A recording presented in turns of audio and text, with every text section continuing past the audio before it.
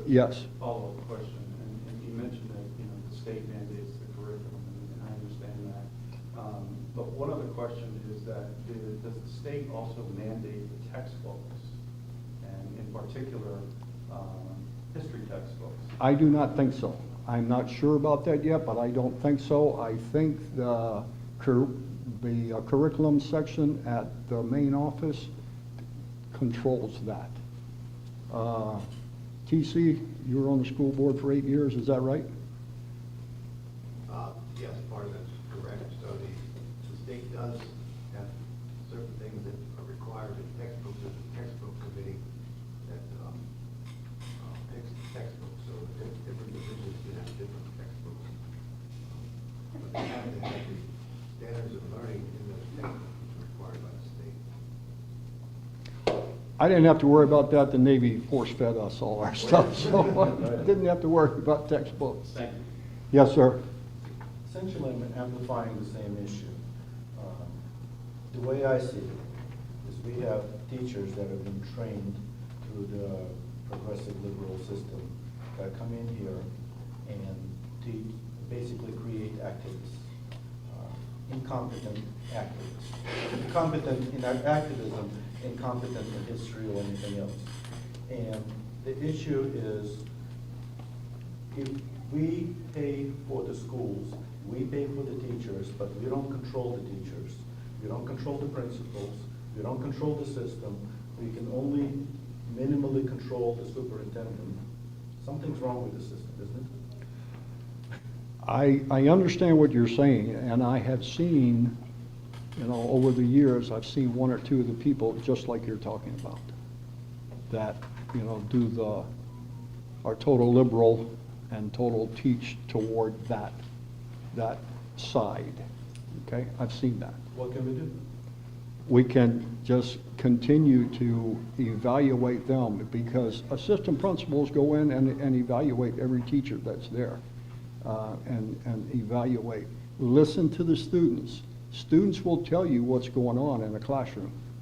Listen to the students, and that's another thing that, we don't do it. We, as probably school board and teachers and everything else, we don't listen to the students enough as a whole, because they will tell you what's going on.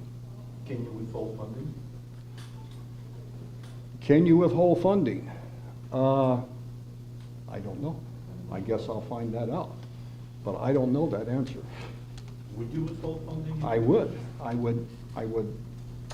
would urge that to happen, withhold funding, but I'm not sure that can happen. Thank you. Yes, sir? There are a handful of counties in Virginia that have decided that they will not enforce the governor's recent bill, or the recent law regarding parental rights and parental notifications. Will you, as a member of the school board, ensure that the parental rights as dictated, as necessary by the state, are upheld, and that parents will be able to be informed about what their kids are doing in school, what's going on? Absolutely. I think parents have an integral part of what's going on. If you look at, or my little circle that I have are students, parents, and teachers. 3 things. That's what's important to me. Students, parents, and teachers. And yes, I will definitely. Yes, Anthony. So I was in school during COVID and, a little afterwards, and I saw how COVID affected not only just the test scores, how people were learning during COVID virtually and all that jazz, but also the behavioral issues, especially now what we're seeing in the 5th and 6th graders. So how can the school board fix that issue with the now 7th and 6th graders who were learning those important reading, writing, arithmetic skills over Zoom? Now they're entering middle school and soon to be high school. We're seeing a huge uptick in behavioral problems in ISS and OSS. So how can we curtail those so that we can hopefully prevent them from spiraling into something else? This is one of the things Dr. Boyd and I talked about on Tuesday. And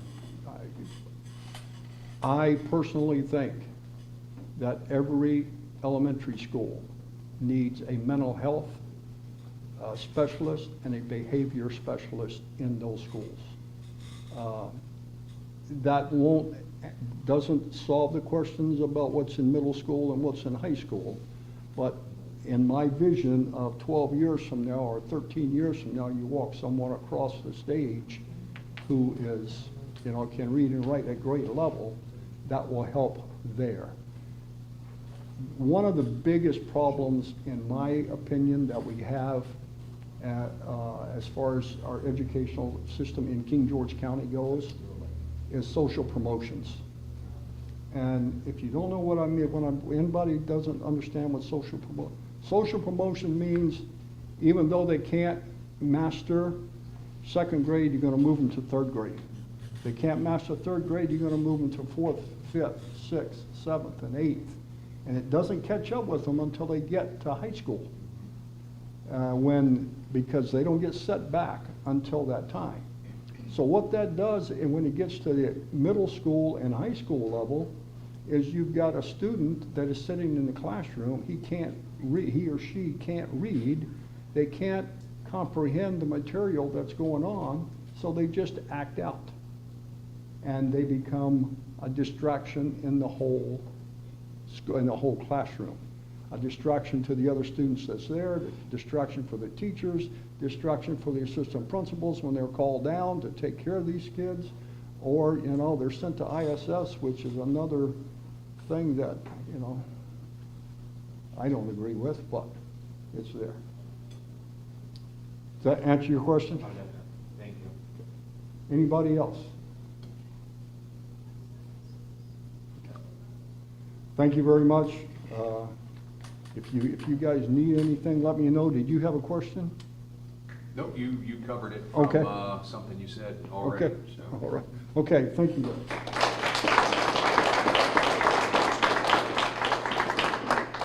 All right, thanks, everybody. Thanks, Mr. Frank and Ms. Hoover. So just one quick note for everybody. I did forget to mention this, but Ms. Hoover is running in the James Madison district of King George, and Sergeant Major is running for the at-large spot. So anywhere you are in King George, you'll see Mr. Frank's name on your ballot.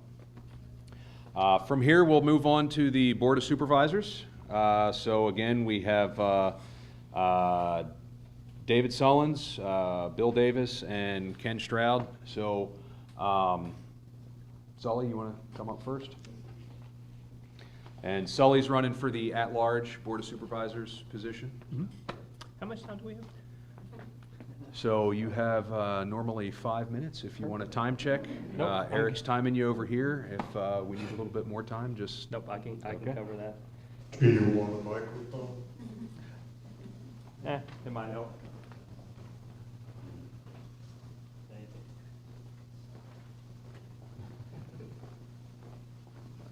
Yeah, I'm not normally very loud. All right, so many of you have heard my stuff so many times that you could probably give it as well as I can, but I do see a few new faces in the audience, so I'll try to hit that. This is pretty much the same information that I provided at the debate last week. So I'll go ahead and hit this, and then we can answer some questions if you got it. So good evening, I'm David Sullins. I'm running for the Board of Supervisors at large position. I want to thank Karen and Don and all. I want to thank Karen and Don and all of our friends for pulling this together tonight. Another chance to talk with folks. One of the things that I'm running on is communication and engagement, and actually getting out and hearing what people have to say and what's important to you. So I'll hit this real quick and then let you guys ask questions because I care about what you care about. I'll lead off by saying that, Matt, I'm a Christian conservative. And we'll get more into that, if you want to hear more about it later, but I'm sticking with the notes here. I'm a Christian conservative. I served in the Navy for 25 years. During that time, I led groups of people that were from like onesies and twosies upwards of 175 folks. I've managed budgets, $30–40 million. I've managed over $300 million worth of assets and equipment. I spent time on the ground in Iraq, leading engineers and scientists that were tasked with putting back together the oil and gas distribution center, the electrical grid, and the water and power, or water and sewage as well. So I've got a little bit of experience leading people that are doing exactly what we need here in King George. After that, I retired in 2012. I've been serving as a civilian at the base at NSWC, the Naval Surface Warfare Center, for about going on 11 years now this fall. And of that time, 8 or 9 of it now has been as a branch head managing folks. So in that time, I've recruited, hired, mentored, trained, rewarded, in some cases disciplined, and unfortunately, in some cases, had to let go, people that just refuse to accept the training. But I've got a lot of experience in leadership, put it short. Got a lot of education. Sergeant Major, you stole my joke. I've got a bachelor's degree from the Naval Academy in engineering. I've got a master's in systems engineering, engineering management, national security, and strategy and policy. That and $5, I guess, will buy me a cup of coffee. So I like working with people, though. That's the reason I do the branch head thing. I enjoy leadership. I like working with people. I like working with diverse groups, all different ages, all different backgrounds. To me, that's part of what makes it fun, is just the tapestry, the color of people's different backgrounds, their different experiences, the different things that we all bring to the table, and learning to work in that environment. To me, that's something that's very important. So I very much appreciate that. And that's important because the supervisor job isn't just the technical skills. Obviously, I've got the experience, the education, and technical skills. But the supervisor job is also about building lasting relationships, being able to work with people, compromise, finding a way so that we can have as much of a win-win as possible without just, it's my way or the highway, and we're going to go into a closed session and decide this and then come back out and tell you what's going to happen. As far as the job itself, I see the job as a calling to be a guardian of the county's resources. This would be the tax dollars, the environment, the physical assets of the fire department, the sheriff's department, the school systems, the parks and recs. It's basically being a guardian of those things and making sure that we're taking care of them and passing them on to our children. Also in those assets, the one thing, important thing that, I thought I had 5 minutes. I've been talking 2 minutes. All right. One of the important things that I left out of that list, though, is the people. Looking after not just our citizens, but our children, our personnel that work for the different offices. So, scooting down here real quick. By the time the election occurs, now this has changed a little bit. I've been saying that by the time the election occurs, I will have been to every Board of Supervisors meeting for the last year, learning all aspects of the county government, not just the school board stuff. This week was an exception. We had to go to Texas this week. We've got a family member down in Texas who's very, very ill, so I missed Tuesday night. So if you hear me say that in the future, I'll have to caveat that with I missed one, but I'm going to go back and listen to the stuff. But I care a great deal about this county. I definitely have the skills to go along and make this work. I think I bring a lot to the table. Most important thing I bring to the table, though, is willingness, more than a willingness, but a desire to hear what you say. All right. Questions? Matt, I'll hit your question first. I'm a conservative Christian. How's that going to affect the way I do things? Integrity is very important to me. And as a Christian, I feel like I'm beholden not just to the taxpayers and the voters, but I'm beholden to God. I have to be a good steward. First. I'm sorry? First. Exactly. I have to be a good steward of the stuff that I'm entrusted with here. And when I say this is a calling, it's not just something that, oh, cool, check in the block. No, this is something that I feel called to do, and I bring integrity with me to this. And so a lot of prayer is going to go into all the decisions that I make. A lot of love is going to go into the decisions that I make. I love my county. I love the people that make up this county, and I really want that to be, win or lose, I want that to be what I'm remembered by. I'm a good person who cares a lot, and I want that to be something that shows through because, I know this isn't, in a lot of cases, this isn't very well appreciated, but I want people to remember that I'm different because I'm a Christian. I'm not better. I'm a sinner just like everybody else. But I'm different because I recognize that I'm all screwed up, and God is helping me along. Do you have an opinion on how to fix the King George County water system without overburdening the citizens with taxes? There's a handful of ways that we can go about that. Obviously, the easy peasy thing flies in the face of that question. We can bring it under the county business. We can absorb that $25 million debt that they have, and we can own that, and we can spread that out over the people of the county. But if we do that, there's 27,000 people in the county. That's roughly the equivalent of applying $1 million in debt to every 1,000 citizens that we have. Only problem with that is more than 2/3 of the county are not customers of the service authority. So that's not fair at all. That's very much a socialistic view of how to handle that. Now, going back to the question, one of the things that we could do is we could sell it. A few years ago, there's a company named Aqua that approached the county asking to buy the service authority. Kind of a neat situation. They buy both the assets, but they also buy the debt. We make no profit off this, but when it happens, $25 million in debt goes gone. Now, that sounds like a no-brainer. There's definitely some issues associated with that. That particular company has a reputation for, after a 5-year period, they jack rates up quite a bit. So we'll have to get a good negotiator at the table that can handle negotiating a cap on how high those rates can go. A glide slope would have to be negotiated into that to make sure that, you know, it doesn't just bam, bam, bam and keep going up. One of the nice things, though, is by being a private company like that, you know, they're now subject to state regulation. So when they increase the rates, and they will, I'm not going to lie to you, they will, but when they increase the rates, they're subject to state regulation on how much and why they can do it. They can't just arbitrarily go, well, we paid a whole bunch of money for this, bam, you're all paying it back now. You know, so they're under state regulation, as opposed to the current setup where they can raise your rates whenever they want to, because they really don't have a whole lot of regulation going for them. So that's one way we can sell it. Another way is we've got this data center that apparently is coming, you know, and we're told that it's bringing millions of dollars with it. We don't know how many millions of dollars. We're not even sure if it's actually millions of dollars, you know. There's a lot of stuff that we don't know, and you've heard me rant and rave about that from time to time on Facebook and in person. There's a lot of questions about that. In my heart of hearts, I feel like there's going to be a lot of money associated with that. That money could and should be used to buy down some of the debt. And when I say debt, not just the service authority. The service authority owes $25 million. The county currently owes $139 million, but we're also rolling that up higher and higher because we just took out voted to take out some bonds to build a $27 million preschool, and we're building a fire station and a bunch of other stuff. So these are things that are needed.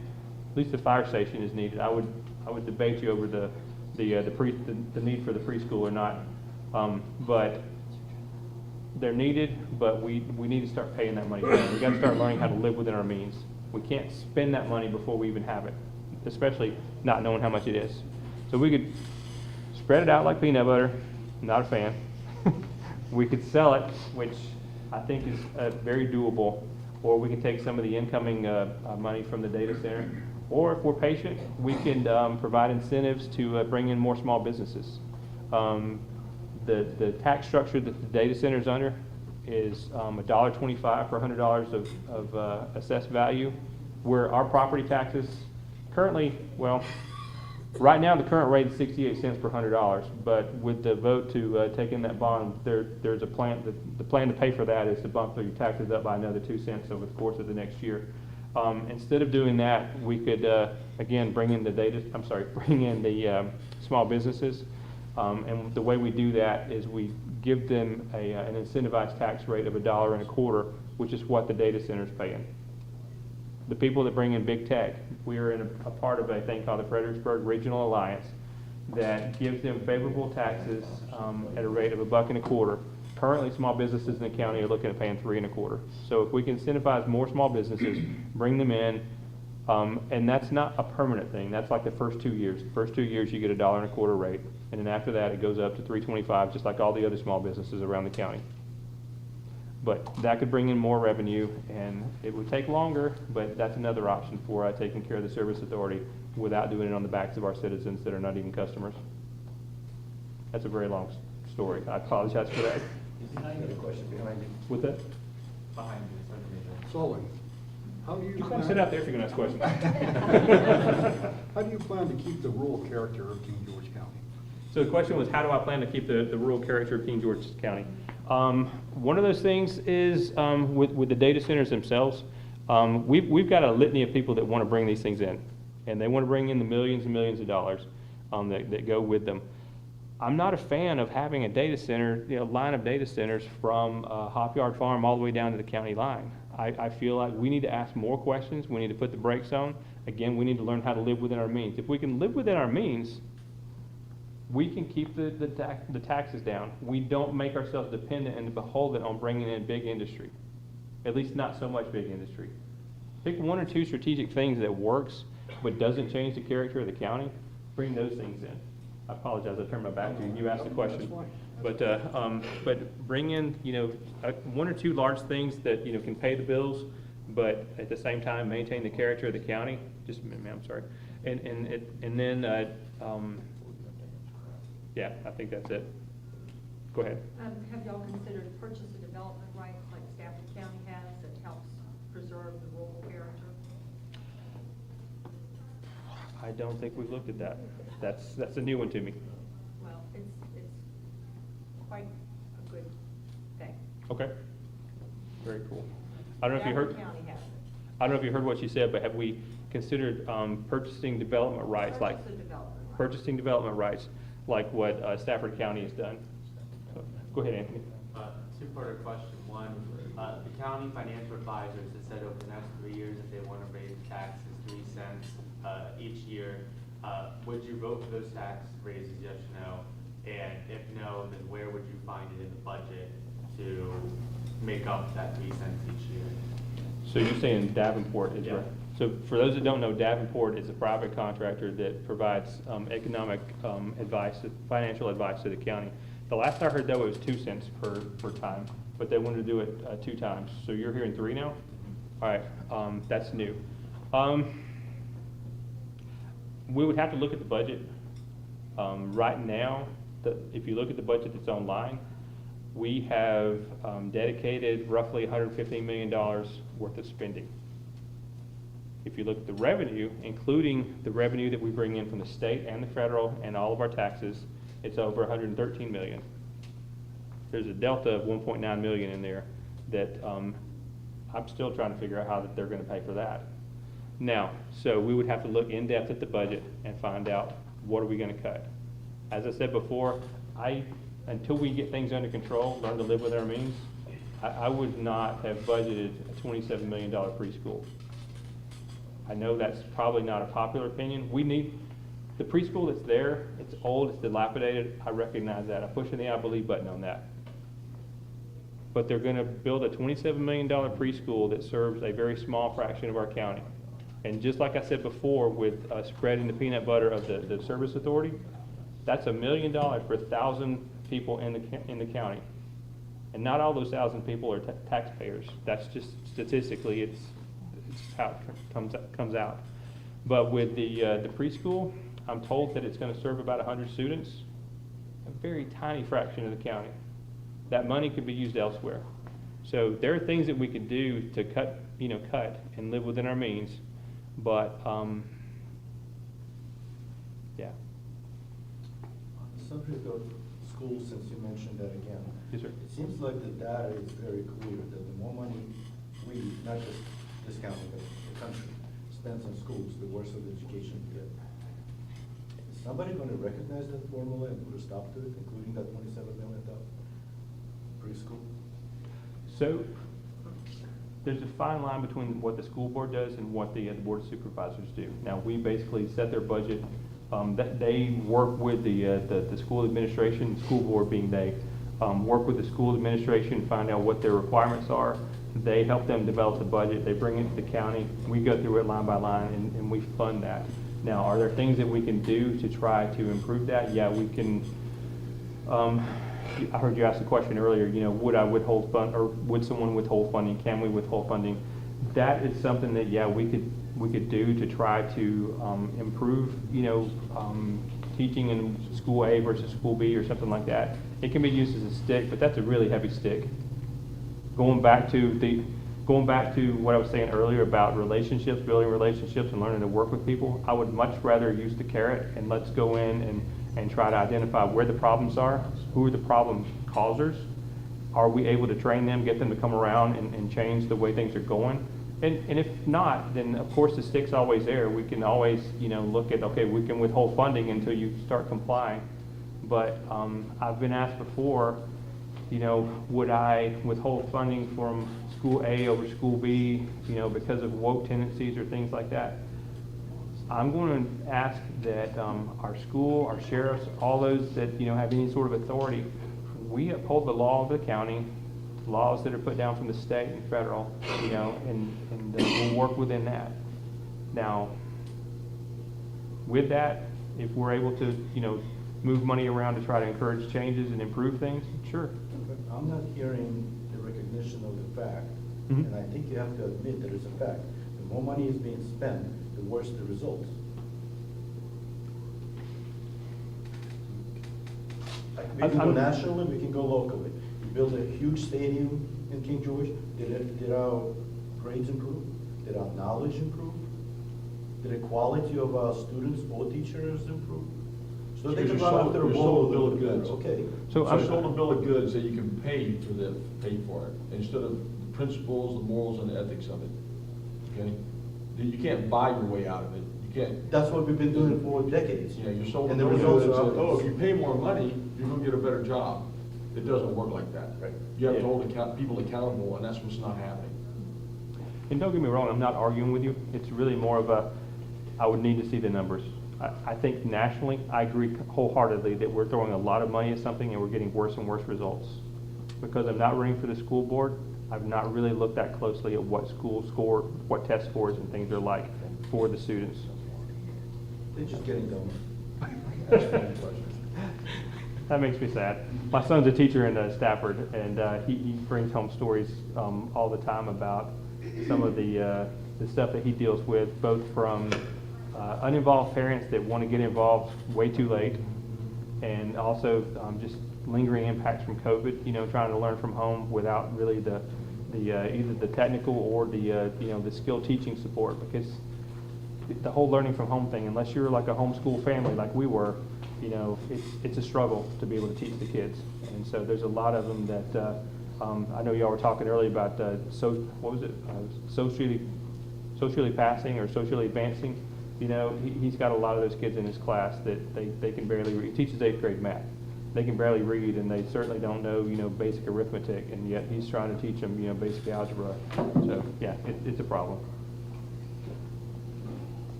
I'm gonna sit down in a minute, guys. We're going to closed session. All right. May I ask one more question? Yes, sir, But I think please. that really applies to everybody else. Yes, sir. Who's running for the government here. Because what I'm seeing is now, not exclusively King George by no means, we're just like everybody else. But our government keeps on growing and growing. Mm-hmm. I'm not quite sure why, Mm-hmm. and what benefits do we get out of this mushroom? Yep. What are you planning to do about it, if anything? What can we do about it? At the local level? Local level, yeah. yes, that's all we can do. Yeah, I don't think we're growing that much at the local level. There's one or two positions on the school administration that I'm kind of like wondering what those are for. Like there was the discussion during the budgeting process, like of hiring a scheduler. I'm like, why do we suddenly need this fairly well-paid scheduler? There are other positions out there that I kind of scratch my head over. And the reason being is because I don't feel like we pay our teachers enough. If we can afford to hire these positions that we may or may not need, why can't we pay our teachers what they're worth? I keep on seeing more and more people in the offices. I keep on seeing better and better offices, Yeah. refurbishments. Yep. Nobody knocked at my door and said, "Would you like a new refurbishment?" Yes. Why? But they're happy to reach into your pocket and pay for somebody else's. Absolutely. It refurbishment. seems to be working one way. Yeah. Is it a time that gets brakes put on? It is, and again, that's one of the things that I'm running on is communication engagement. I want to go where people are, listen to what people's concerns are, bring those back to the board, and try to work on fixing those things. You lay off people that are really not necessary? As a board member, we don't necessarily have that authority. We have to work through the county administrator. But yeah, I would certainly be looking at, if you're not pulling your weight, if you're not doing a job that actually benefits the county, why are we paying you? It's not a jobs program, it's a service program. And if you're not service, you gotta go. Fair? Thank you. Yes, sir. Yes, sir. Yes, ma'am. How you deal with the debt the county had? In the 90s, the county was debt-free. But for the last 10 years, they've been building things, doing things, and they're not paying the debt. And also, 40 years ago, they say they're going to bring, like you just say now, the data center. We had the landfill. They brought $1 million, and I don't know where the money goes. They, 30 years ago, the fire and the rescue squad, they didn't used to charge anybody. Now, for 30 years, they've been charging people. They're using insurance, and I don't know where the money goes. 2 years ago, they say they're going to use the money to pay the service authority to help a little for the taxes from the cigarettes. I don't know where the money goes. And continue adding and adding, and last, in 22, they charge 40% taxes because the people went with the drums and say that house costs this much, that house costs this much, and they charge to the people of King George 40% in the taxes. Again, what do they do with the money? Okay. It's Spend it. just- They're not paying the debt, Spend it. and I know it. Yes. Wow, there's a lot to unpack in that. Can you clarify Fred's question? In short, what are we gonna do to try to pay down the debt? And there's a lot of additional income coming into the county in the form of cigarette tax, the landfill, and increased property taxes. Where's all that money going? Because the debt hasn't really gone down all that much in recent years, if it's gone down at all. So what are we gonna try to do to fix that? Is that about accurate? Yeah. Okay, so, let me start with the landfill. So they're on 21 or 22 amendments to that contract right now. And the most recent one that they amended, they did it in such a way thinking that, okay, we will make, if we change the contract, we change what we're doing versus what Waste Management is doing, we're gonna end up making a lot more money off this. Calculations were kind of screwy, and they missed out on the fact that they got to take care of the equipment, they got to pay for the maintenance for the trucks and a handful of other things, and we ended up losing more money than we made off this thing.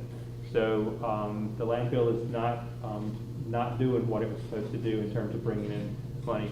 We really need to renegotiate that contract again, but this time get somebody who knows what they're doing at the table and actually negotiate it in such a way that we benefit from it, because we're bringing trash in from other states, you know, and yeah. There's no recycling here, right? It just goes to the landfill. It all goes in the same place. It goes into the And- landfill. And they burn off the methane that's generated from the landfill. I'm told that they have some small generators over there that they actually sell the methane, or at least built and use that to run the generators, and they sell the power, but it doesn't help us at all. So there's a lot of things that are being misused with that landfill that don't help us at all. As far as paying down the debt, again, we gotta learn to live within our means. We keep spending money, we keep building things that we may or may not need, and we're building them at an exorbitant cost. $27 million for a school that's gonna teach 100 kids. That's crazy. And we're told, well, that's the market value right now. Well, it's not, you know? Also, $40 million goes the courthouse. When you don't wait, 30 years ago, at the little courthouse, anybody can go over there, talk with the sheriff, talk with anybody. Today, those people in the police department, nobody gets in here. In the courthouse will be the same thing, only for different people, $40 million. Yep. The library, they spend a lot of $1 million in the electricity pay, and they're wasting a lot of money because the ceiling don't have no water in the library. Then they're wasting a lot of electricity. And my children grew up with the little things, with the little school. That was the high school of my children. That was the middle school. Potomac was there. Everything was okay. And they saved it by bringing more people, more revenue. I don't see no more revenue. Anything in closing on that, cut you off here, Sully, I'm sorry. So I'm a sitting board member of the Board of Supervisors, and I'm not a part of they. So I do take a little, I hear lumped in all the time. I hear they lumped in all the time. So they is 3 people. That's what's making your decisions. Yeah. So, so the landfill is all, that's all debt. There's no money, not enough paying debt. The landfill gases, we do make money on it because it goes to making Dominion Power. We get 40, this year we'll get 200,000. So we make money on that, but they made a bad deal with the landfill on the 21st Amendment, take over the convenience centers. So a lot of things that, I'm not picking up with this current board. I think if you watch meetings, you'll see I don't do that. But Can you speak louder, please? yeah, I'm sorry, I'm mumbling. So a lot of these things have been kicked down the road. So a lot of these school projects, courthouse projects, by the way, the courthouse project is required by the state of judges. Say you need a new courthouse, you build a courthouse. The county doesn't have a choice. But we should have already done that. So there's been 30 years of things kicked down the road, and now they come to the people that are on the board, who 3 of them are leaving. There's 2 left, and there's 3 more that want to come on. So they're going to have to tackle all these problems, and they're going to have to start all of them at once. The serviceability, the debt problem, all those problems. There are solutions, and I'm not taking your time, Sully. I just don't want to be lumped in with they. And that is fair. If you look at the stuff that I posted on Facebook, some of the videos, other stuff, my big rant about the data centers, tonight I've been saying they're not asking the questions. 2 people on the board, Mr. Collins and Mr. Bender, have been asking the hard questions. They're just not getting the answers. They get ignored, which it's shameful and it irritates me a lot. In closing, I guess? Anything in closing? Yep. All right, in closing. Yeah, I'm David Sullins. I'm running for the Board of Supervisors, a large position. My big things are fiscal responsibility, live within our means, engagement, stuff like this. I go where people actually listen to me and talk to me and tell me what their concerns are. Communication, getting out and about and sharing what's going on actually with the county, because so many of us don't really know what's going on within the county. And then finally, slow metered growth. I want to maintain the look and feel of the county, but bring in some strategic enterprises that can help pay down some of this debt and provide jobs for the folks in the county. But that's me in a nutshell. I'll be sticking around if y'all have any questions. What are you going to do to close the border? What am I going to do to close the border? I'm going to send Kim down there with a shotgun. And Thanks, Sully. All right, next we'll do Mr. Bill Davis is running for Dahlgren District Board of Supervisors. Thanks, sir. You're welcome. How y'all doing? Did anybody go to the debate last week? You were there? Good. That way it's all fresh. You should have been there. So I'm from King George, and it's been a long time. When I stood there last week, people running for U.S. representatives and all across from sheriff to whatever, I was the only person standing up there who could say, and I'm glad you're here tonight, saying, I'm from this town. This is my town. This is where I'm from. My family's been serving this town for over 50 years. I mean, most people know who Reverend Davis is at Tabernacle Baptist Church. He's given his life to this community. I get teared up thinking about him. My brother has served in the sheriff's department for 25 years. I've coached and mentored youth all throughout this county. Some still call me dad, some still call me coach, whatever, but there's guys that are still in my life. And to watch those young men become productive people in our community, that's what it really was all about. This whole vision, and I'm not worried about the timer, I'm just going to be honest with you. I'm just going to talk for a sec because I might answer some of your questions. When I first started running, I was sitting at a men's meeting, and like most men's meetings, it's just a lot of complaining going on, right? We like to get around and complain about politics, complain about everything else, and right in the middle of the meeting, this happened for about 3 weeks in a row, and I finally just sat there and go, well, what are we going to do about it? Are we going to sit here and complain about it and complain? Are we going to go to Tea Party meetings, go to Republican meetings, complain, and then do nothing not knock a door, not talk to nobody, not do anything to bring someone to vote? Are we going to do nothing? Are we going to take any personal responsibility? Or are we just going to look at these people all the time and say, why aren't they doing it? What are you doing too? And that voice came back to me. And I said, well, what are you going to do? And I spent the next couple of weeks just kind of fighting inside. My wife's like, what's wrong with you? Because if you know something about a man, if a man doesn't have something to put his hands to, if he doesn't have purpose, if he doesn't have direction, if he doesn't have something to do, he will become frustrated. If you've been married to one, you understand that. And you sometimes like, just get out of the way, something's going on over there, let it happen. And next thing I know, I was running for this. And I started going to board meetings more. I started paying attention a lot more. And one of the number one things that I'm running on, which really, really just upset me in this town, was just the lack of transparency. No transparency whatsoever. It was closed session after closed session, decisions being made. Somebody brought up a minute ago the fact that someone stepped in just a few years ago to buy the water system here. Did anybody here know that? TC knew. To buy the water system from King George. Someone stepped in to take that debt to buy our water, to buy our service authority.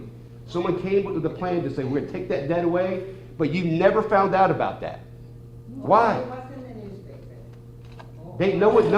saying no one knew about that, okay, is what I'm trying to say. It might have been in the newspaper, but I don't read the Freelance Star, and I don't read nothing else either. But in other words, there was no communication. There was never a meeting where people sat up and said before the people of King George and said, hey, we have a proposal here. What do you think? Not once. This data center that came in right here. No one's told you that this data center could end up costing us money. It's a no-brainer. We should all go get it. And everyone should have a data center in their backyard. But no one told you that it's tied to a grant program that we are guinea pigs. And that means that down the line, they didn't just approve phase 1, which is what we saw, they approved every phase, not knowing what the end looks like. They have no idea. And I promise you right now, there will be people in King George who they will have to take their land in order to make it happen because there's not enough power to go there as it is.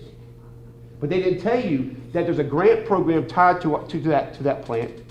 And what that means is if they need more money for infrastructure 5 years from now to roads or whatever they want to do, power, whatever, and say they go to the state and get $25 million, and the state gives them $25 million to do that, that King George, you get a bill for $50 million. Did you know that? They never told you that. They're not telling us anything. They're spending their money. The lady back there is asking questions going, where's the money going? No one knows.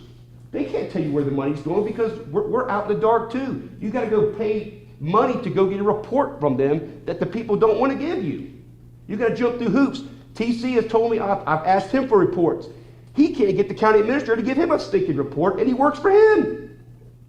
That's what we're dealing with right now. Right now you got a board up there who's trying to cram through every last thing at the last second that they possibly freaking can because they just want to do it. That's what's going on. There's another housing project that they canceled a few years ago that's right across by the sheriff's department, across from my dad's church, and they got it shut down because the developer was shady. There's a bunch of lies and stuff in it. Yeah. That's coming up again in November for a vote, isn't it? I was there until 2 o'clock in the morning. That's right. And all the King George came out in groves to fight against it, and fight against it, and fight against it. And they turned and they said no, they fought it down, but it's coming back up for vote in November, and those people are still on the stinking board, and I guarantee you this, they're going to vote it through unless you show up in force again.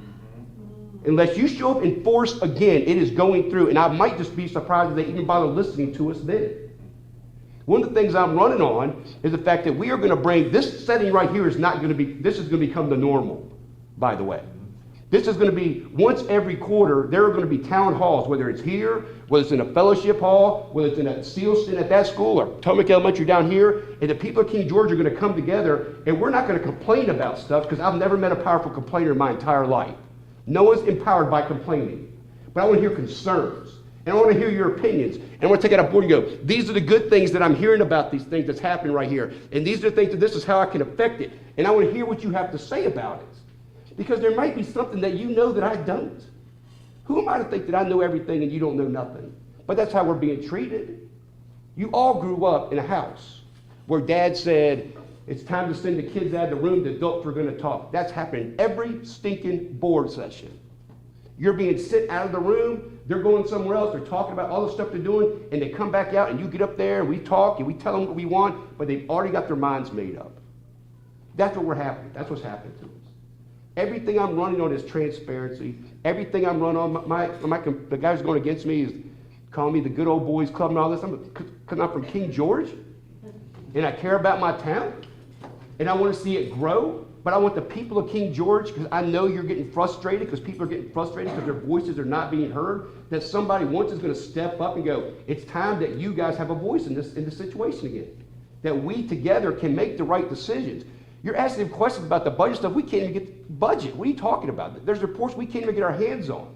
We won't know until we get in there and start diving in just how messy this stuff is. But I promise you this, we'll come out of the meeting when we find out, and we will tell you where the money went. We'll tell you what's going on. We'll tell you what's happening, which is why the current board members right now, they were at the meeting last week at NAAC, and the fumes were coming out of their ears every time I spoke, because I pointed the finger right at them. I said, all of y'all know exactly what you're doing. And I promise you, they do not want us, besides TC. You gotta watch his feelings, you know? I can't claim him as a friend. It's against the law. I know I'm over time, but I'm answering some questions I'm going on because I'm already hearing what you guys are talking about. I understand. But the reason why I'm doing this is going to cost me 20, 30 hours extra a week. Okay? I do business consulting, I do budget management. This is what I do for multi-million-dollar companies, is help them cut the fat in order to make things happen. One of the first things we're going to do is, did you know, to me this is just a lot. The principal at our high school makes $210,000 a year. That just seems like a lot of money to me, to be a principal. You know how much my sheriff makes? $150. That's kind of weird to you? And they're telling me I don't have enough money to pay people? They want to build a new fire station. And I know fire and emergency, those things are very, very important.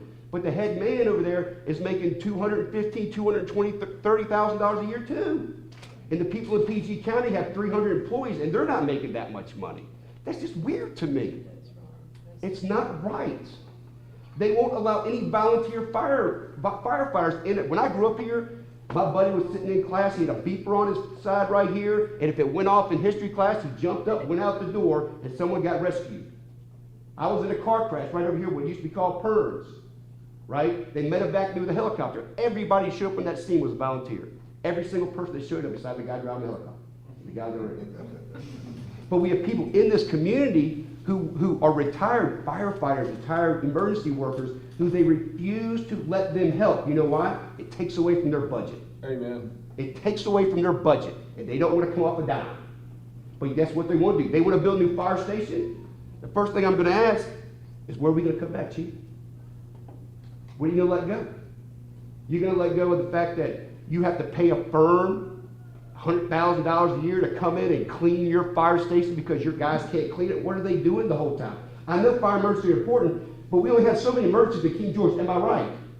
What are you doing the rest of the time? You can't clean your own station?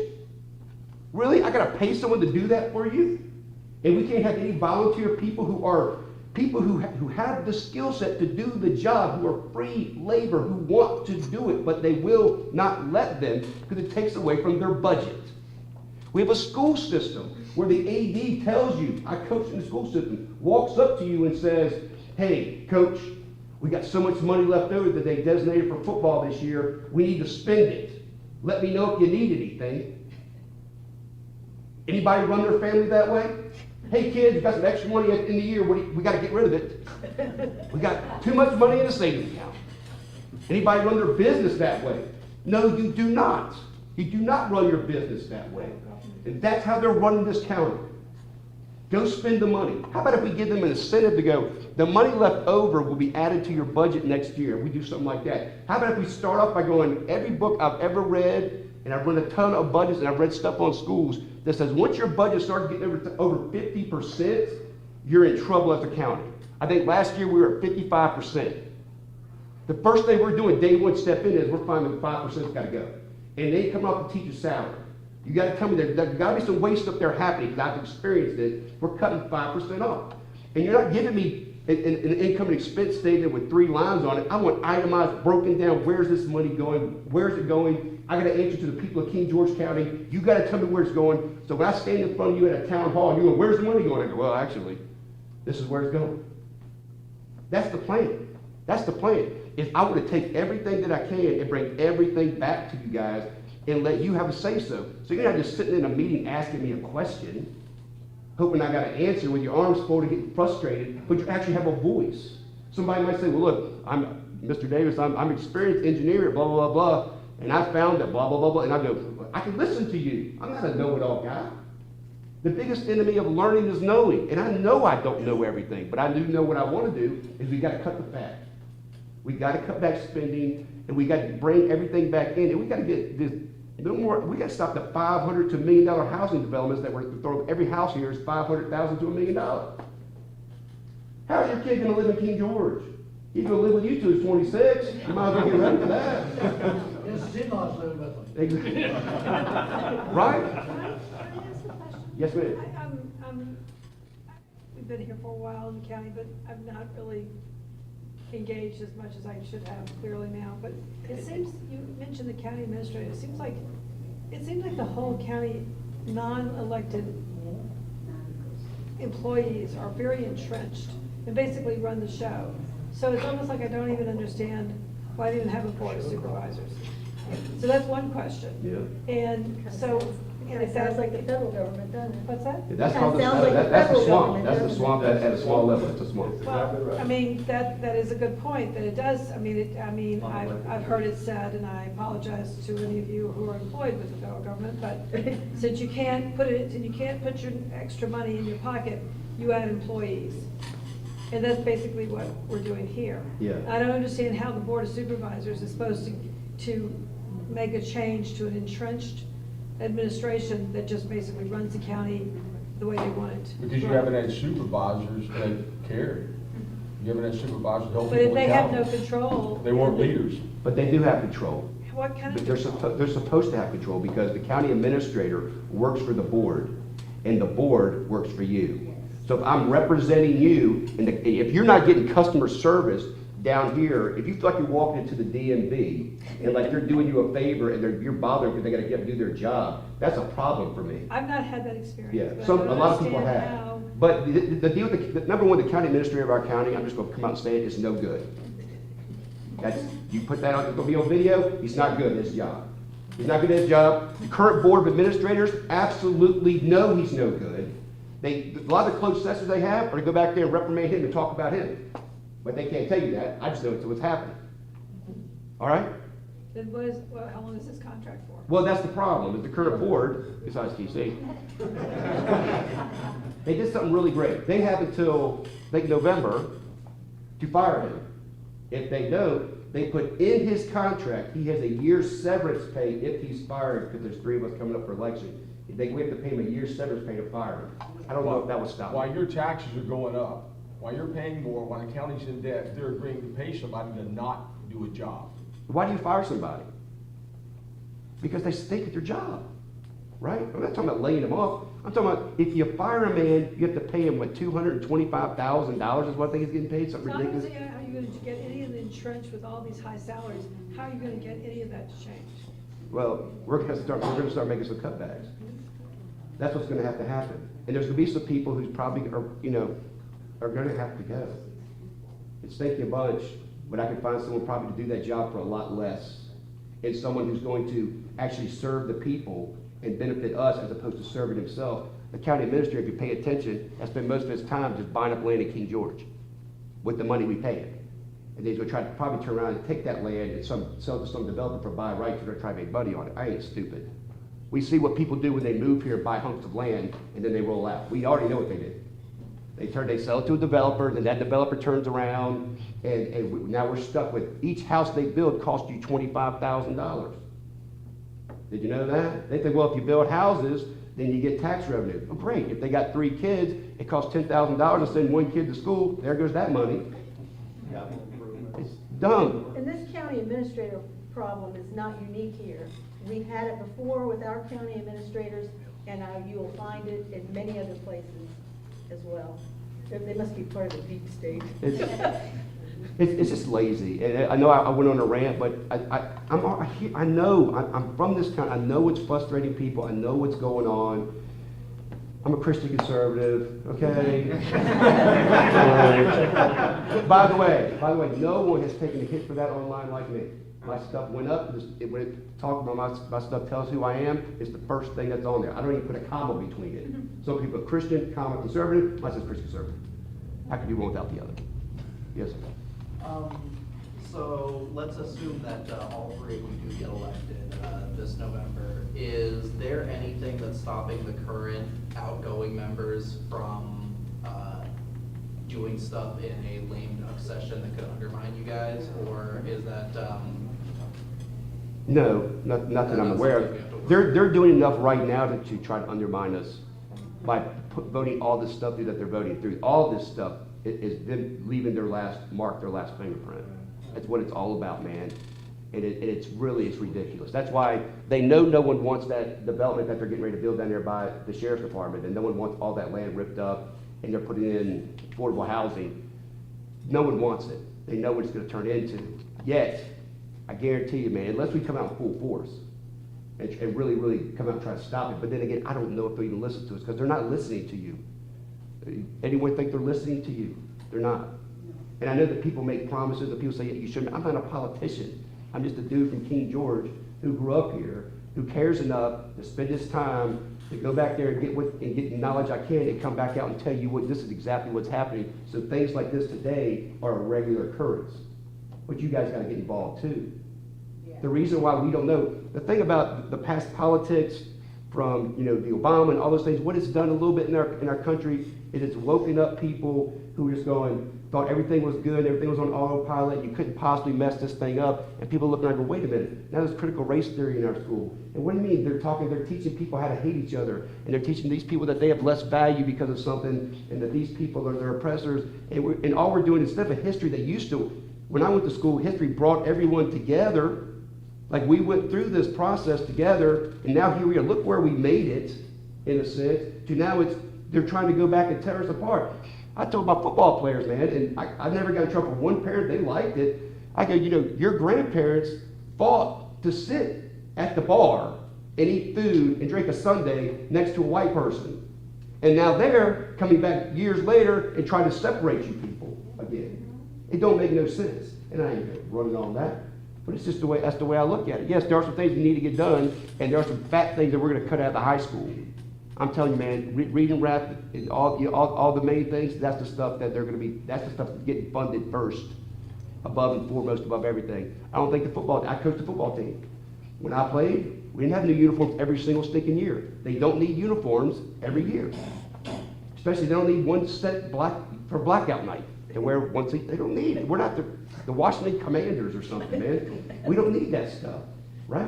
We already spent millions of dollars on a football field when I just seem to be playing the pit down there, but that's all right. That's another topic. Any questions for me? Go ahead. Do you believe in term limits for local officials, and if so, do you pledge to only serve 2 terms? Yes, I do believe in that. I believe that there should be a term limit.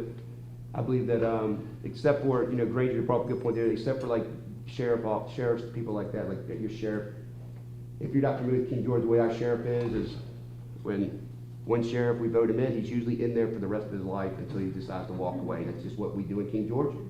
And then when he gets done, he goes, oh, by the way, this is going to be your next sheriff. And everyone goes, okay, we like you, Moose, so we're going to like Mr. Dempsey. And so and then when Mr. Dempsey went in, we loved Mr. Dempsey, didn't we? Yes. And so then Mr. Dempsey was in there, Mr. Dempsey goes, okay, I'm going to retire now. And now it's going to be Chris Giles. And it was, okay, it's Mr. Giles now. And we just go along, and that's what we do here. That's what we do. That's just King George, man. That's our way of life. It's in the family, right? Huh?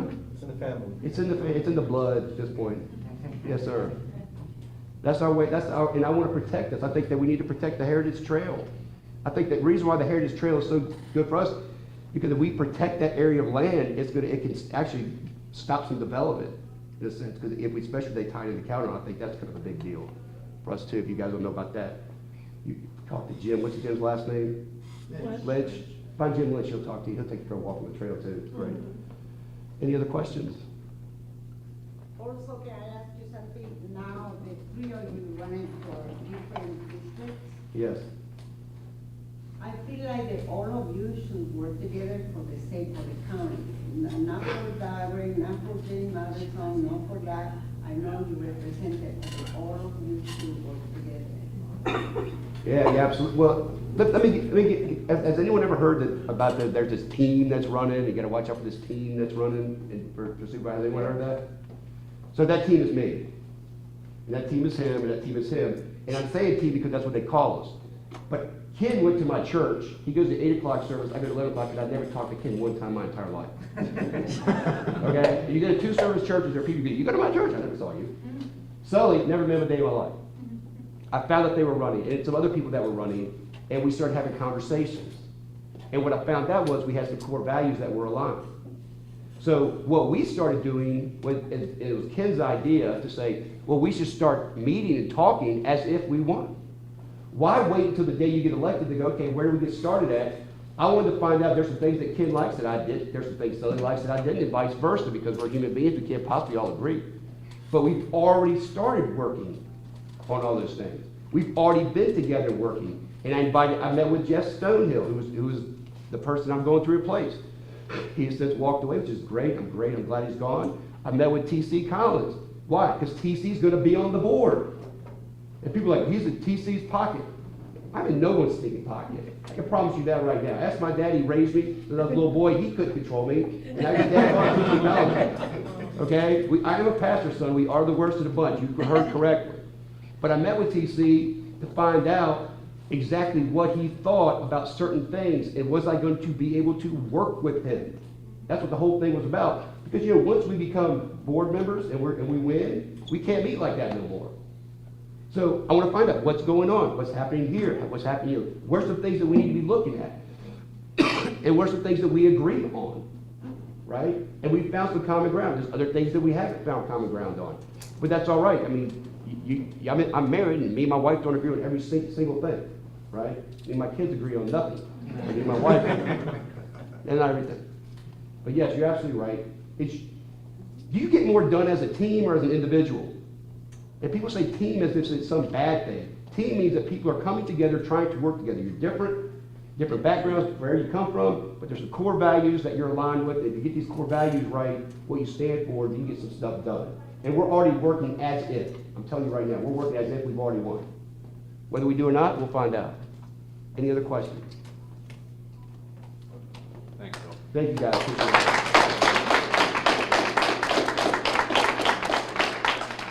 All right, thanks, everybody. Lastly, for the Board of Supervisors, Mr. Ken Stroud for James Madison. Good evening. My name's Ken Stroud. So, a lot of people have heard people call me Cowboy, and I didn't start that. It's just what people call me because they didn't know my name. And some people see the cowboy hat and thinks it has something to do with it. So, there's been a lot that's been unpacked here, and a lot to cover. But I'm running for the supervisor for James Madison District, not because I'm a politician, because I am not a politician. I'm running because I don't like the way the people that are in office are running things. I am not originally from King George County. I'm originally from, my home record is Texas. I was born in Louisiana, my home record is Texas. I joined the Marine Corps, spent 23 years in the Marine Corps, went in as a private open contract, and 23 years later, I was out as a major. So went from private to major in 23 years. Came to Virginia, retired, came to Virginia, and worked as a contractor, started my own company, and I'm a passion-driven person. The company I worked for, I didn't agree with the way they weren't taking care of what I consider to be my employees. So I started my own company, hired them, and so I was able to take care of them myself. I have a talk that I give to my employees, and it's called my 4 Ps. Purpose, passion, and the propensity to perform. And performance is one of the things you guys have been on tonight. That's what you're not getting today out of the county. It's performance. And the reason you have people that are paid high and you're not getting the results you want, because it's not performance-based. It's not performance-based. Too many government positions are not performance-based. I kind of got to jump forward there, but in business, which I have a few businesses, my cornerstone business is Professional Solutions Delivered. My headquarters office is right here across from the Domino's Pizza. You're talking about the size of the county and the new courthouse and this, that, and the other. I have a space now, it's about 2,000 square foot. I had 18,000 square foot in my headquarters before I moved here. Why did I move here? Why did I leave? I had a big office. I had my own small conference room table and conference room in my office. My office overlooked 95. I seen traffic in the morning, seen traffic in the evening. I had offices all along the building looking at 95, plenty of parking, big conference rooms, big classrooms. Why did I move out of that building? Because it was a smart business decision to do so. It was a smart business decision. Now, I've got employees that whenever they sit, and they sit in their office, okay, they can't back up their chair without hitting the wall behind them. Okay? And you say, well, gee, get them a bigger office. You know? I could get them a bigger office. We get a bigger office. What's more important? Win work, make money, pay employees more, or spend it in a big office so it looks cool and I feel good? It's more about the employees, and it's because you have to operate and run your business to make a profit so you don't go bankrupt. 95% of the small businesses in this country go bankrupt in the first 5 years. People say, well, we're going to grow the county. We're going to bring in small business. Well, that's a plan to fail. That's not a plan to win. Whenever you're betting your money, you're betting your future, whenever 95% of them fail, that's not smart. Now, I'm a small business, right? I've got a few small businesses. I'm pro small business. I'm just saying that most of them fail. Okay? I've failed at a few small businesses. I've had some that win, or they're winning so far. They're doing well. But we need big business. We need businesses in this county that create jobs, and that we offset the tax burden off the citizen and onto the business. And I don't mean vape shops and things that are bad things. We need good business. Okay? You know, and I'm not saying that this is going to happen or not, but one business that I've talked about is bringing a business that I've done in Texas. I travel a lot. Just this week, started in Mississippi, then I was in Georgia, South Carolina this morning, I'm here this evening. Whenever I was going through Texas, I like Texas, you got these really big businesses, these big buildings. They start on one end of the building, and out the other end comes a modular home. Everybody works indoors. You can work throughout the year. And you've got engineers who are designing it, and you've got accountants, you got all levels of employees. Okay? So that's the kind of business. And to me, that would be a good business out in King George. You can tuck it away so you can drive through and you can see the rural county, but you've also got this business that people have jobs, good jobs, and you're building something that as people leave, that my hearing aids are picking up a ringing bell. Does that mean I need to change subjects? 5 minutes. So, but the thing is I'm pro-business. This is an obstructionist county. Okay, I've had several businesses that I went to the county, I've taken to current supervisors that I submitted to them that aren't here today, that one of them was a slaughterhouse. I want a slaughterhouse. I raised Black Angus cattle. Okay, we have Jake's Hollow Ranch. We raise Black Angus cattle. Well, I want to slaughter them. I want to produce meat and have a butcher shop right here. I want to sell meat to the butcher shop in Fredericksburg. But did you know in King George County you can't slaughter the animals? You can process them. You just can't slaughter them. Well, how in the world are you going to process a live animal? You know? So I spoke at this at the county. I don't know if anything's been done about it. They need to change the regulations. The zoning and stuff here are not pro-business. Businesses, it's an obstructionist county. Businesses don't want to come here because you'll go bankrupt. You'll spend all this money trying to get a business and get it through the county, and you just lose your money. And you finally get tired, you throw in the towel, you go somewhere else. The only businesses here that come here and stay here are ones that somebody on the current board of supervisors likes. So some of the supervisors have been there for up to 8 years. The guy I'm running against has been there for 8 years. You vote him in again, you get more of what you want. I'm a small business owner. I'm a business proponent. I'm also a Christian conservative. Okay? So God guides my life. I try to let him guide everything that I do. I'm here today. I'm only successful today. Everything that I have is God's. Okay? But before I leave my house every morning, I hold my wife's hand and I pray. We pray together, and we pray for his guidance, we pray for his safety, we thank him for everything that he's blessed us with. It may not be here tomorrow. I said I'm a Marine, I've slept in all kinds of environments, I'm comfortable in a sleeping bag. I'd rather not be on the ground anymore, but I've slept there in all kinds of places. And you know what? I may be there again, but I thank God that tonight, so far tonight, I'm not going to be in a sleeping bag on the ground. I'm going to be in a bed. I think I am happy whenever I take a hot shower, because I've taken a lot of cold ones in 3 minutes. Okay? So I'm happy and I'm very blessed. My life is very blessed, and I owe it all to God. As a matter of fact, I've had several near-death experiences. I've been buried alive. I've been in several auto accidents and things where other people died in the accidents, and I'm still here today. So somewhere there's a purpose. I don't know what it is. I'm still in search of it, and maybe it's to be the supervisor of James Madison District. That's going to rest on the people that vote. I got a lot of things I talk about. The budget. You guys on the budget? I'm going to tell you right now, if I have any saying, because I can tell you, TC, the people there today, they do not provide TC the information to do the job. What we're going to do, is we're going to make sure that we get the information so we can answer your questions. Whenever it comes to the budget, Bill left. But there he is that I want to go into the budget. If you come up and you say, here's how much money we need, and this is how much money we spent, bring me the receipts. Bring me the receipts. I own a business. Whenever one of my program managers comes and say, well, I need this much money, or I need this, okay, show me the proof. I want to see the receipts. We don't just pay people travel without having fuel receipts, hotel receipts. You've got to have receipts to show where the money went. It was spent on something. Where did it go? That's what you want to know. That's what we want to know. I've already talked about performance-based accountability. You need accountability. And to have accountability, who do you hold accountable? You guys talked about that. The county administrator, that's where it starts. It starts at the top. You got to hold him accountable, and he's got to hold everybody hold him accountable. And if they're not being held accountable, we don't get performance. So, yeah, there's been a lot of people leaving the county. Some of the offices, I know one of them's had 5 people leave recently. You know, I didn't have anything to do with that. Somebody accountable, they have a year severance pay.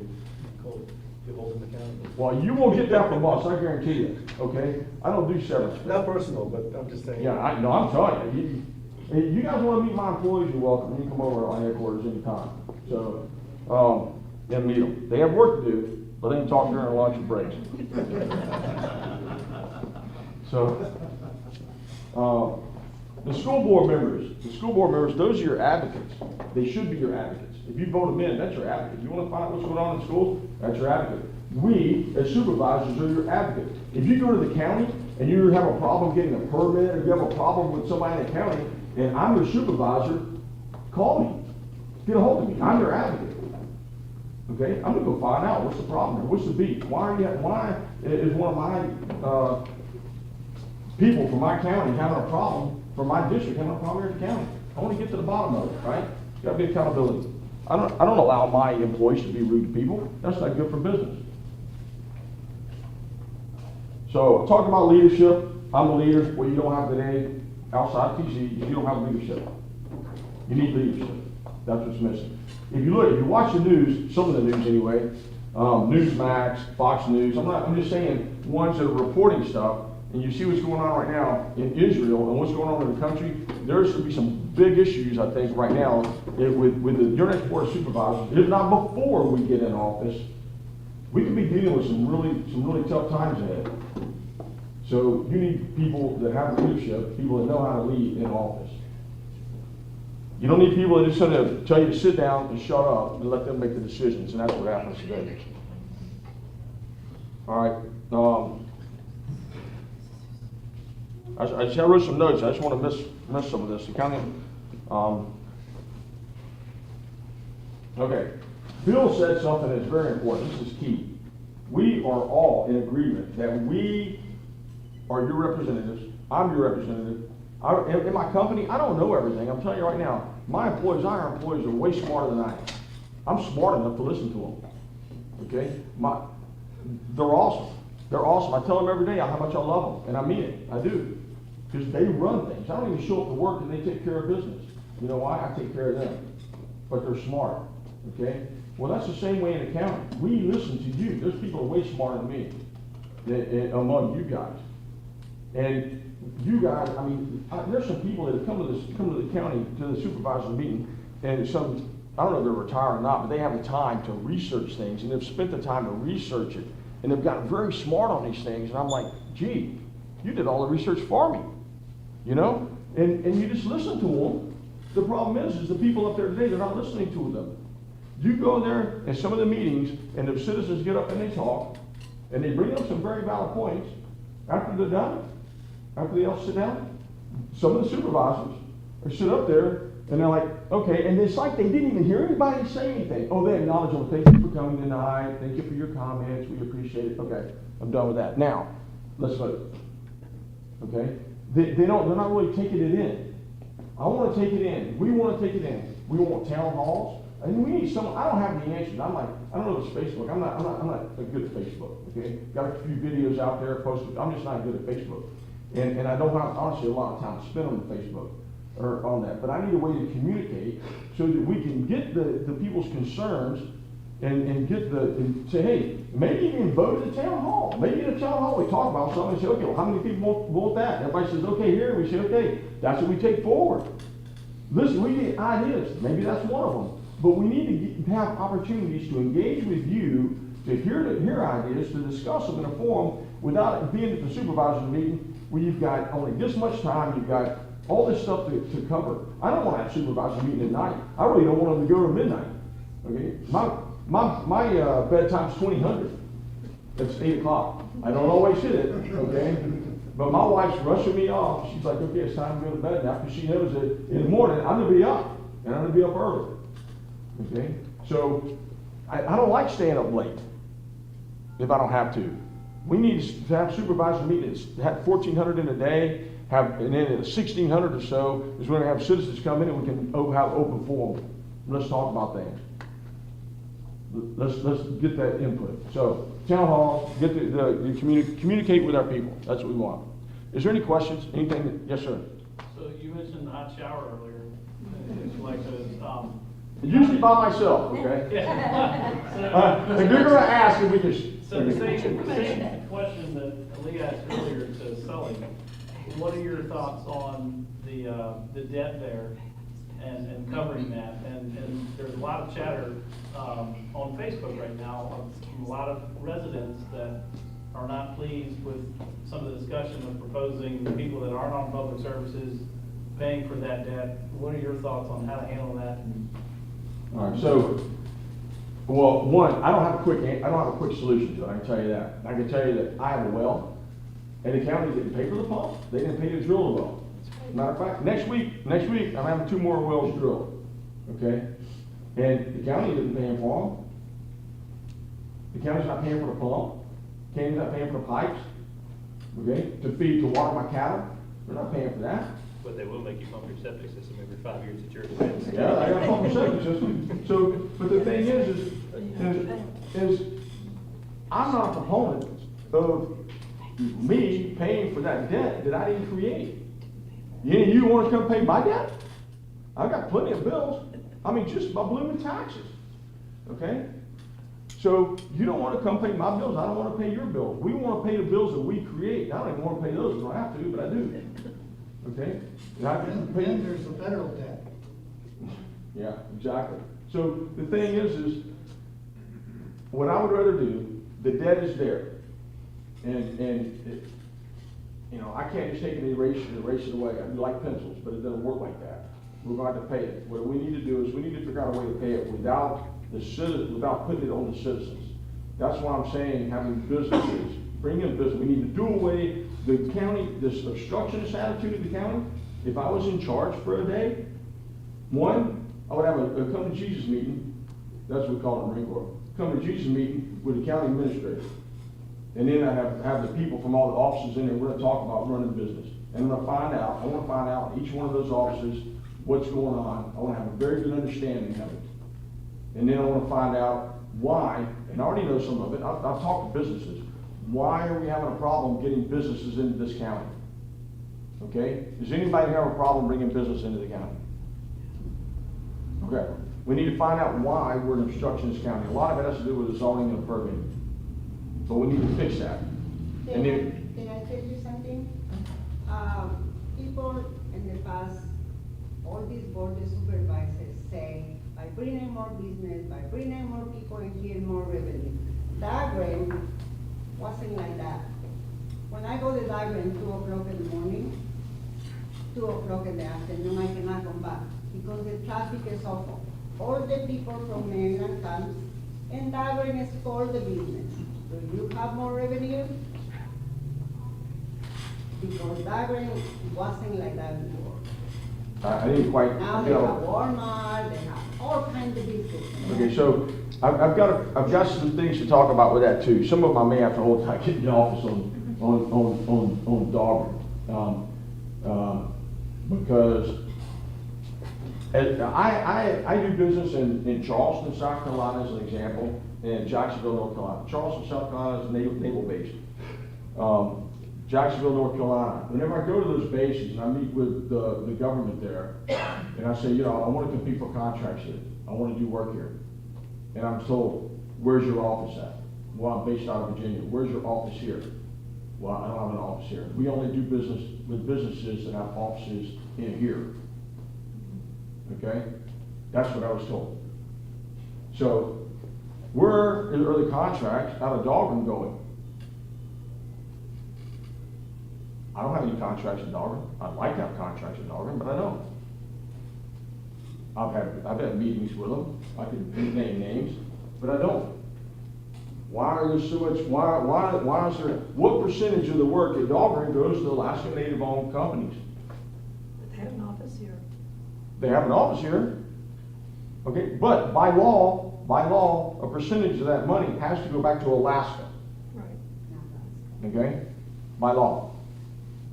So, what I would like for Dahlgren to do, since we host them, since they live here, is to keep the money in here from Dahlgren, keep as much money here in King George. Don't they pay taxes? They do that already by employing people here. Money goes to the employees. Only the employees that work here. I'm sorry, what? Only the employees that are here. Right. Okay? But you've got businesses that have contracts there that are in Stafford. I know. I mean. But they have an office here too. They may have an office. They may have a little office. That's part of the requirements. You have to establish an office. That's a requirement. Yeah. Okay, that's a good requirement. I don't know. I'd have to go and look and see what offices they have. You always have to have an office, with a few exceptions. You have to have an office. So you have to crack that code. You have to peel it back, and you have to look at how much money that is awarded stays in King George. I understand all I can, okay? But that's something worth looking at. That's something that I would be interested in. Why? Where the money goes. I mean, you can have a broom closet, but you still have to have an office. Okay, so a broom closet. Or whatever suits your needs to support that. Okay. You understand the intent? That's what I'm saying. Is no smoking. The government doesn't pay any taxes, so somebody's got to pay taxes. No, the government doesn't. Okay. Right. So that's how they get. That's how they support the counties they're in. It's a political function. The government is in the counties to support them, and that's how they do it. Is they hire employees, and some of them live here. A lot of them pour in here from Fredericksburg or other places around outside the county, and they pay their taxes if they live here.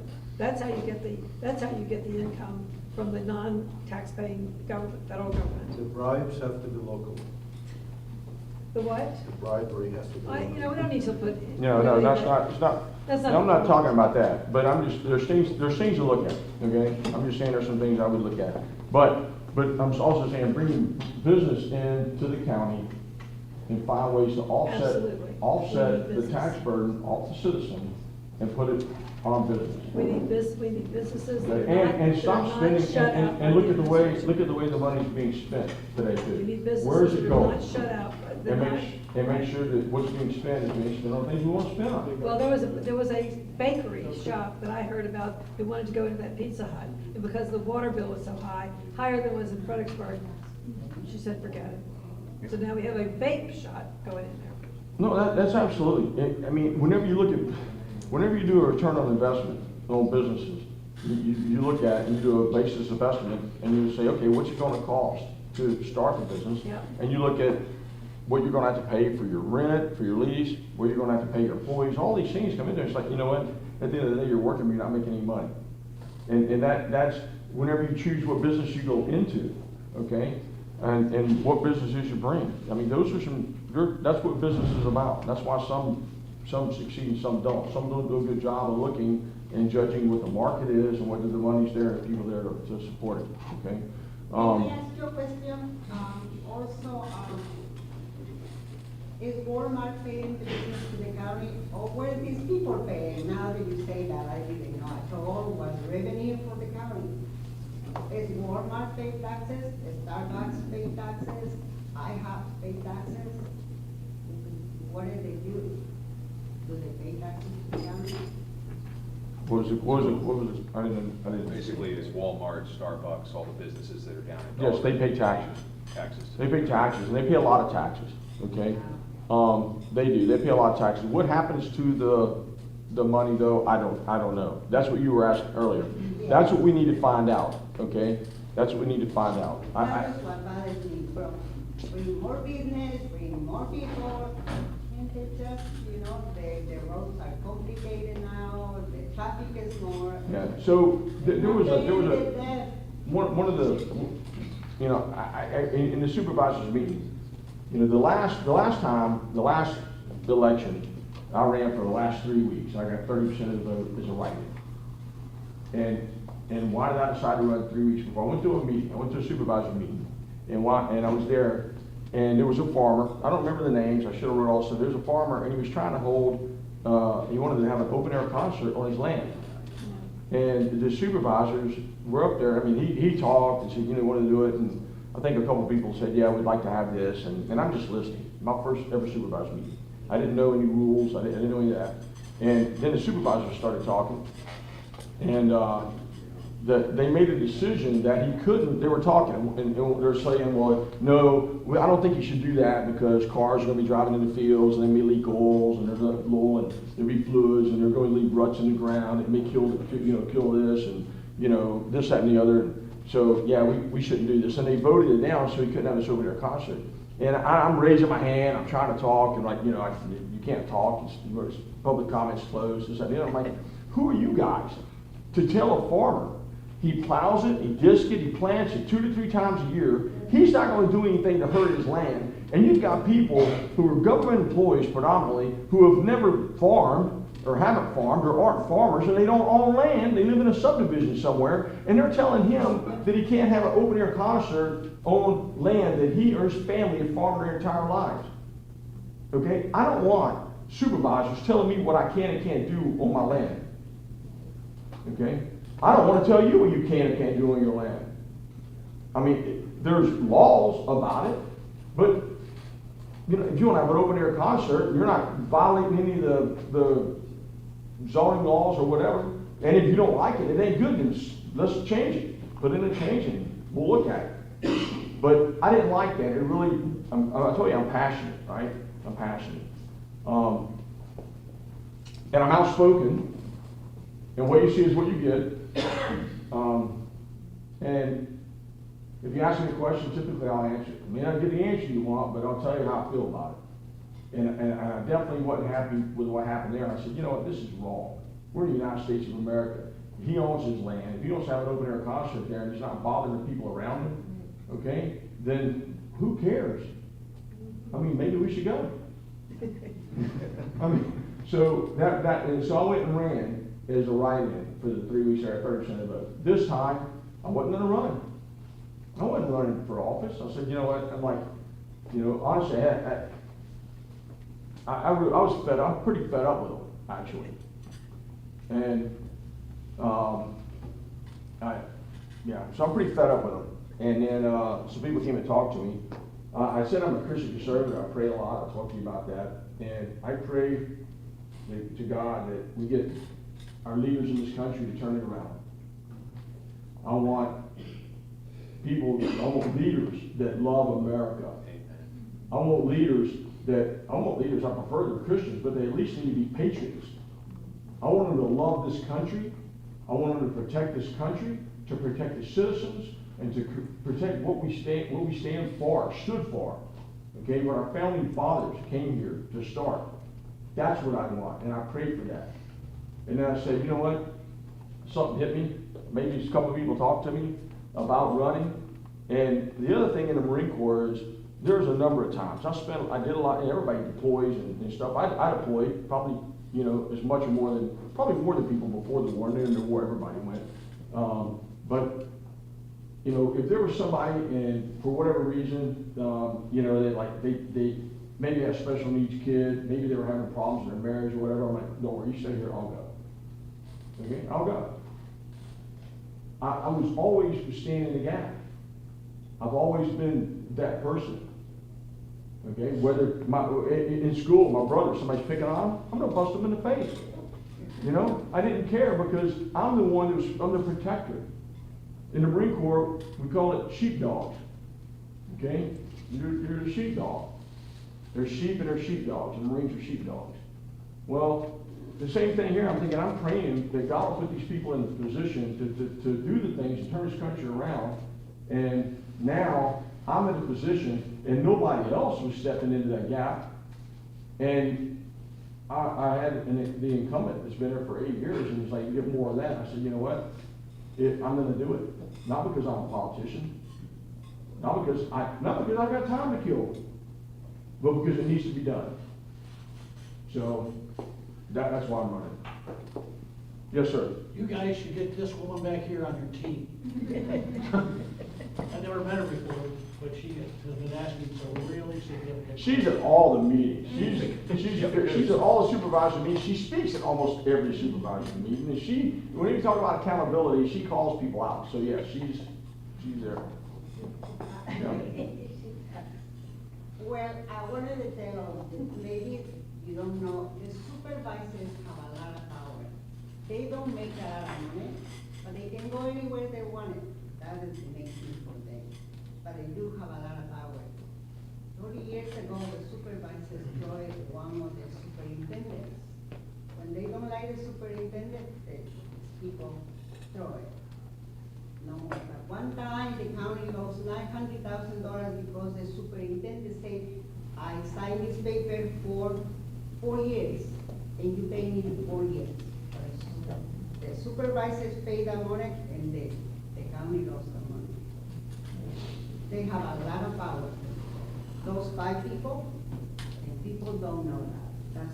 That's what I go to the county. I don't run it for anything, but I fight for this county. We had the best sheriff in town, was Mr. Dobson. One of the best, he stayed 40 years in the job. The accountability that these people, Mr. Dennis was the superintendent for 4 years. Then these people do the job. But sometimes the supervisors come in 4 years and they leave it.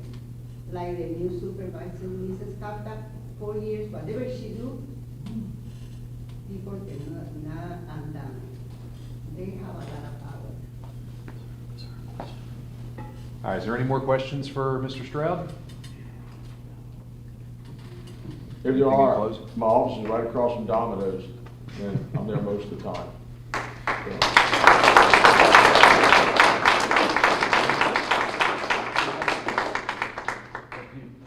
So we're getting close to time here, so I'm just going to wrap this up a little bit. I'd like to introduce Mr. John Myers. He's running for U.S. Congress in the 7th District. Just little FYSA, this is for the November election in 2024, not this coming election, but he's here tonight, and we'd like to give him a brief opportunity to speak. So, thank you. Take it away. I know everybody's tired. I promise I will not be long. Just a couple of minutes. I've already spoken a couple of times to King George, so a lot of you know who I am. But for those of you who don't, I'm one of those people running for U.S. representative that's not from King George. I'm sorry, I'm from Stafford. But I have lived in Stafford for 25 years, and I'm 14th generation Virginian. I have 3 children, 15th generation, twin daughters, one's at Tech and one's at Radford, and I have a son who goes to high school at Brook Point. I was a Marine for 28 years, and the Marine force in here is strong. I wasn't prepared for that. A lot of Marines running. I did 28 years, Sergeant Major did 29. He's got me beat by a year. I guess I could go back in and try to beat him, but I'm not gonna do that. So, yeah, I'm running for U.S. Representative in the 7th District, and I apologize for those of you who've heard this, but the thing that made me want to run, I had a couple of incidents that happened to me. In addition to just the downfall of America, as I see it, everything just really going badly, which makes people like us want to get involved and do something. If you're familiar with the attacks at Benghazi and the force of Marines that was supposed to go in there, but Hillary Clinton told them to stand down, I'm the Marine that she told to stand down. So that was the first thing that happened to me that really fired me up and made me want to get involved. And then the second thing was during the evacuation of Afghanistan, I was one of the veterans that was evacuating people, several hundred Americans. And then again, I had to lock horns with our own government, who told me to basically stand down and called me and threatened me with legal action if I didn't stop evacuating people, which I ignored, of course. And that was when I was a retired Marine. So at that point, I decided to throw my hat in the ring and get involved. And so that's basically why I'm running. And if we want to talk about faith, I know Matt is gone. I love his questions. He gave good questions last time too, out of the blue, stuff that really challenges you. But regarding my faith, it's been a meandering path. My faith, you know, my faith was challenged when I was a kid because I grew up in an abusive household. But it was reestablished later in life because God sent me a great gift, and that was a Marine, my stepfather, who influenced me to join the Marine Corps. And so it was reestablished and then challenged again when I fought in Iraq and, you know, had to do things that people probably consider unforgivable.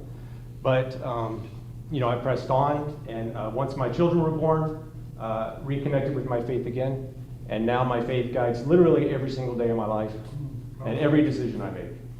And so there is a primary in June. There's other opponents. They are veterans, and they're also very fine men, but I'm going to let my faith guide me all the way through June and the primary and hope for the best. And so I hope I can count on your support, and if I haven't given you a card, please come get one from me, and it's always an honor to speak to you. So if there's any questions, I'll answer them, although I know everybody wants to go home. I'll ask one. Okay. You brought it up. Who are you running against? So Derek Anderson, who ran last time and lost the primary to Yesley Vega, and a gentleman named Cameron Hamilton, who's a Navy SEAL. So Anderson's Army, Hamilton's a Navy SEAL, I'm a Marine. If anybody here in the Air Force wants to join, and we'd have the whole crew. But Yesley Vega's team, she won the primary last time and was the nominee. Her team is supporting me and working with me this time around, as well as Governor Youngkin's consultants are also working with me. So I do have some good support. I've joined later than the other guys, so they've got a head start, but I'm fully confident that I'm going to be making up the ground. So, any other questions? Thank you.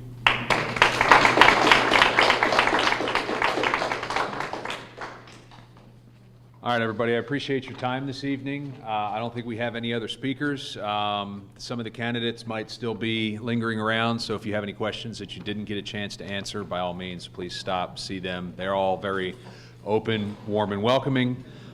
Great folks, so I hope everybody has a wonderful evening. Drive safe, and we'll see you next time, guys.